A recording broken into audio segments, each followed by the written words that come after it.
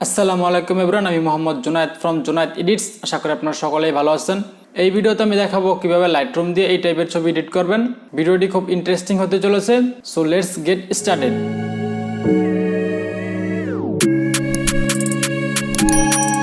প্রথমে আপনার ছবিটি লাইটরুমে ইনপুট করে নেবেন।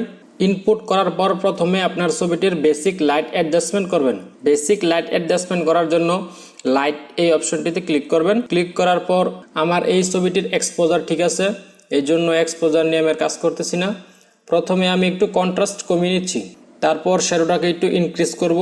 এখন ছবিতে হাইলাইটটি একটু বেশি লাগছে, এই জন্য হাইলাইটটি কমিয়ে দিব। হাইলাইটটি কমানোর পর স্কিন টোনটা একটু পারফেক্ট দেখাচ্ছে, হোয়াইটটা একটু বাড়াবো, ব্ল্যাকসটা একটু কমিয়ে দিব। আপনার ছবিটি যদি আমার মতো হয়ে থাকে তাহলে আমার দেখানো স্টেপগুলো ফলো করতে পারেন। এখন চলে যাব কালার সেকশনে। প্রথমে গ্রিনটাকে একটু বাড়িয়ে নিব। এখন গ্রিনের স্যাচুরেশনটা একটু কমিয়ে নিব। তারপর চলে যাব ইয়েলো কালারে। ইয়েলো কালারের হিউটা কমিয়ে দিব লাইক 40-এর মতো। দেন স্যাচুরেশনটা একটু ইনক্রিজ করে দিব। দেন অরেঞ্জ কালারটি সিলেক্ট করব। এখন অরেঞ্জ কালারের লুমিনেন্সটা একটু বাড়িয়ে দিব। লুমিনেন্সটি বাড়ালে ফেসের স্কিন পারফেক্ট দেখাবে। এখন ব্লু কালারের অপশনটি সিলেক্ট করব। দেন স্যাচুরেশনটা একটু বাড়িয়ে দিব এবং লুমিনেন্সটি একটু কমিয়ে দিব। এই ছবির কালার গ্রেডিং কমপ্লিট।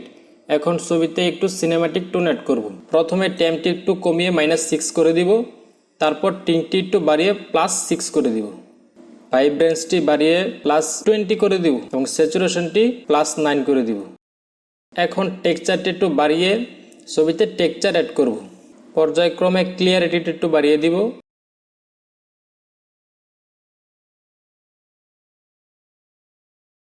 এখন ছবিতে বিগনেট অ্যাড করে সিনেম্যাটিক লুক দিব।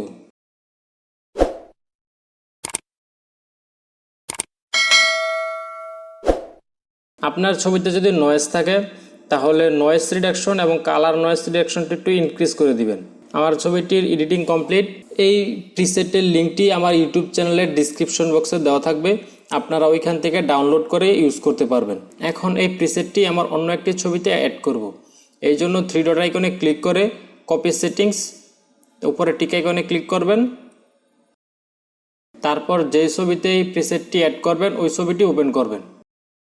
ওপেন করার পর 3 ডট আইকনে ক্লিক করে পেস্ট সেটিংস। দেখতে পাচ্ছেন এক ক্লিকের মাধ্যমে আমার এই ছবিটি এডিট হয়ে গেছে। এখন এই ছবিগুলো এক্সপোর্ট করব। এক্সপোর্ট করার জন্য শেয়ার আইকনে ক্লিক করবেন, দেন সেভ টু ডিভাইস। অল্প একটু টাইম নিবে, এই ছবিটি আপনার স্টোরেজে এক্সপোর্ট হয়ে যাবে। ভিডিওটি কেমন লাগলো সেটা কমেন্ট করে জানাবেন। যদি ভালো লাগে তাহলে এই ভিডিওটি আপনার ফ্রেন্ডদের কাছে শেয়ার করতে পারেন। আর আমাদের চ্যানেলে নতুন হলে সাবস্ক্রাইব করে পাশে আসা বেল আইকনটি অন করে দিবেন। আর ফেসবুক থেকে যারা দেখছেন তারা পেজটিকে ফলো দিয়ে রাখবেন এরকম নিত্য নতুন ভিডিও সবার আগে দেখার জন্য।